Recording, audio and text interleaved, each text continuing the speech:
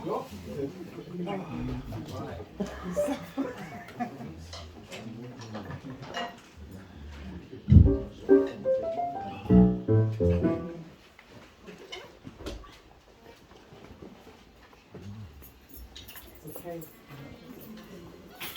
Technical stuff, folks.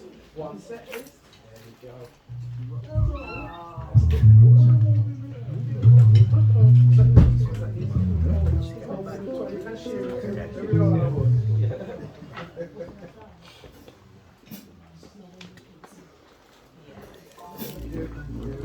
Right, so it's one of those moments where it's a technical thing. You have to kind of make sure there's loads more of us, everybody's come up here on their own, almost zero pressure.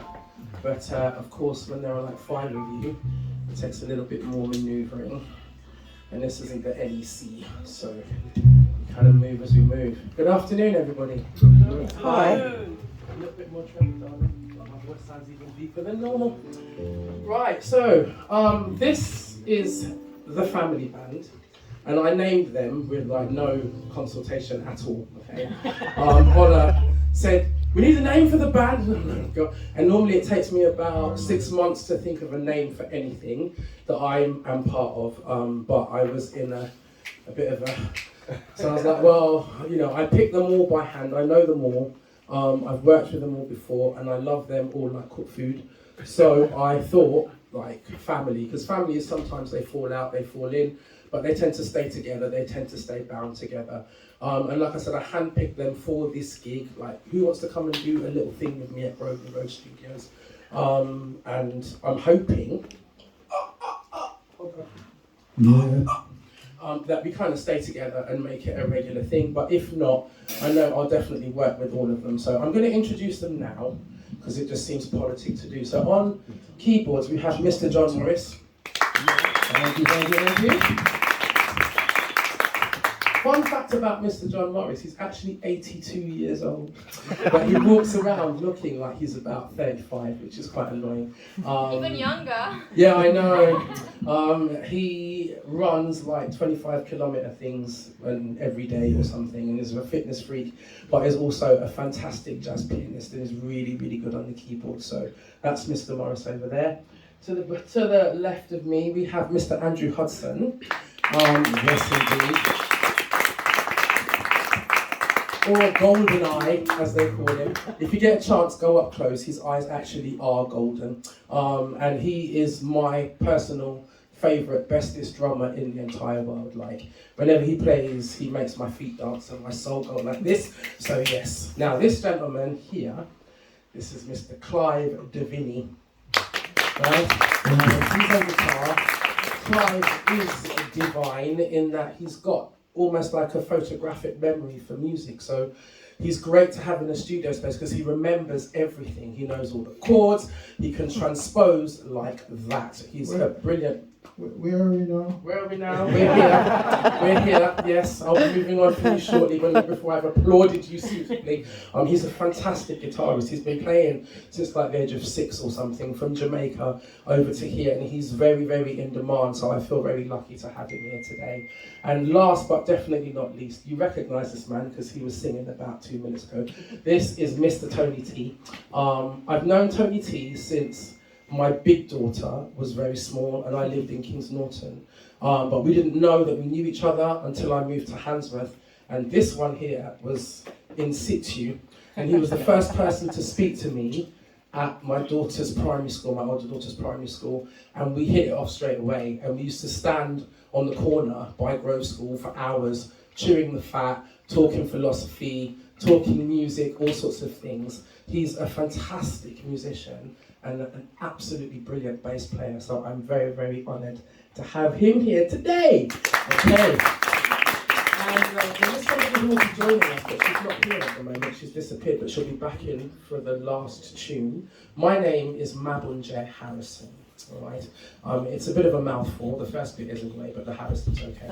And I am not from Birmingham. I'm from London originally, but I live up here now. I'm a Handsworthian, as I like to call myself. And I sing and I do all sorts of different things. And today I'm really, really honoured to have these guys behind me and to have you guys here too. So thank you very much, and I hope you enjoy the set.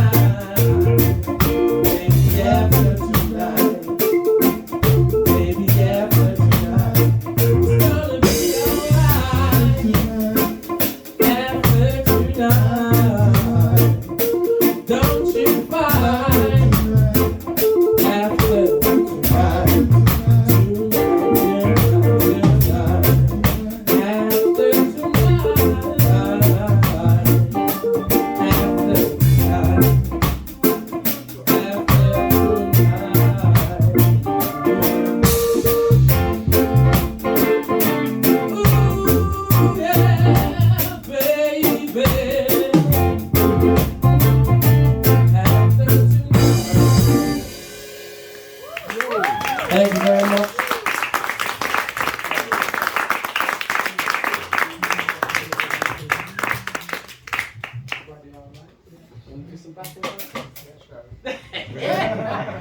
This is what happens when you've got loads and loads of singers in the band.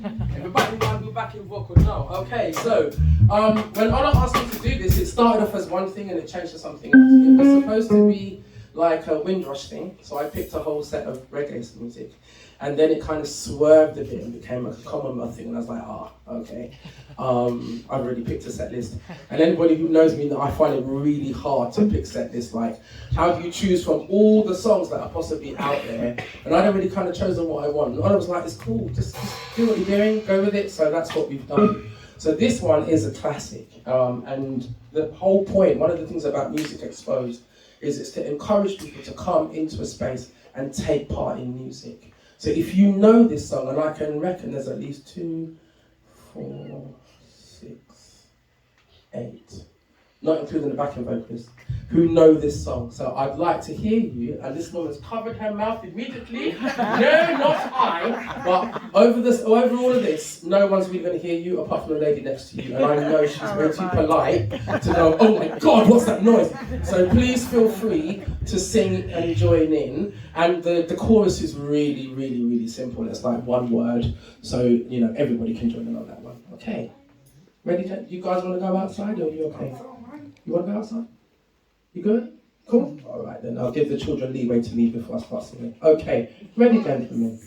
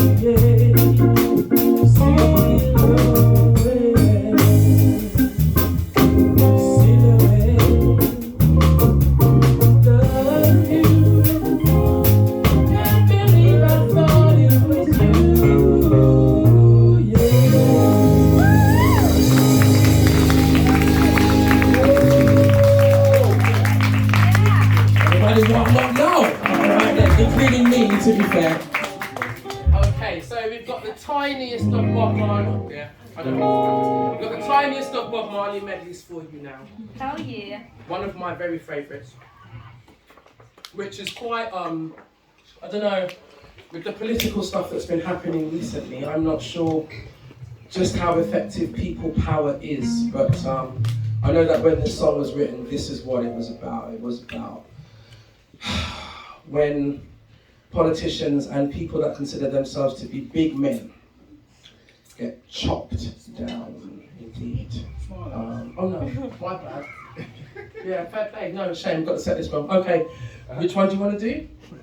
You go ahead. Okay, that's it, is there? Right. So, yeah, political leanings, blah, blah, blah. And, you know, yeah, human beings who behave like they are above and beyond the Almighty. When you're ready, friends.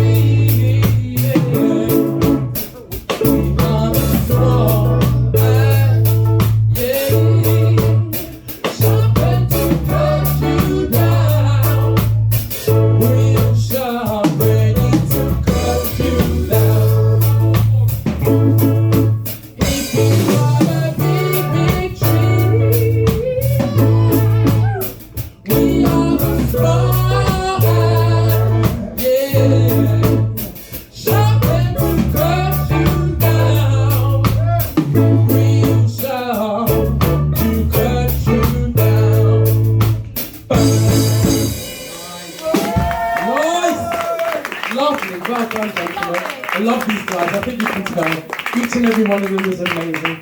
Fantastic. Right. So now we're going to go into the lovey-dovey bit. The lovey-dovey bit of Mr. Bob Marley. I remember singing this song on a train station in West London many years ago, pre-children. And I just come out of a space and my heart felt like it was breaking, I remember. And I sat on a railway station in Richmond and felt like my whole life had come to an end. And there's something about unrequited love when you're the other side of 25, pre-25, and it makes you feel like whole life's just done. Nothing's ever going to go right again. And of course I know that obviously I'm still here, and yeah, I'm thriving, but this song is again one of my favourites, which is why I chose it. A little bit selfish there. Whenever you're ready, gentlemen.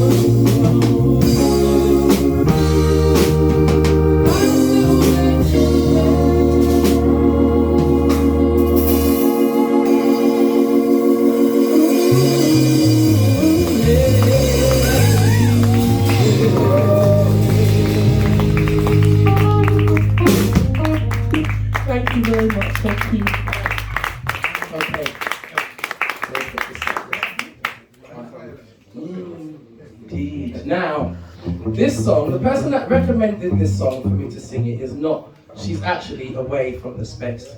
She's up running around somewhere. She said, have you heard this song? I was like, oh my God, I forgot I knew the song. Right, and then we agreed to do it together, and then she came to rehearsal on Monday, and she was in no way prepared. So I have the pleasure and honour of singing it by myself. It's a song by a gentleman called Freddie McGregor. And most people, I think,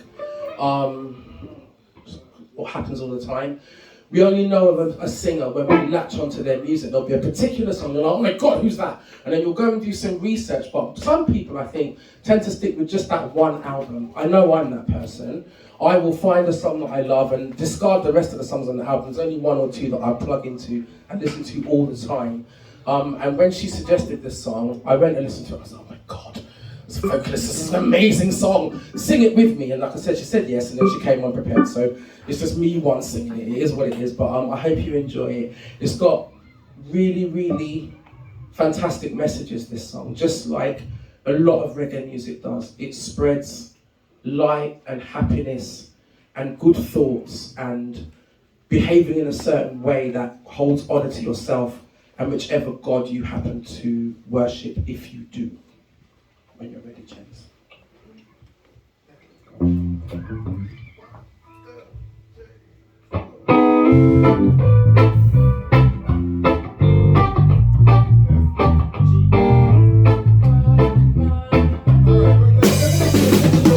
Wait till they sort themselves out. There we go.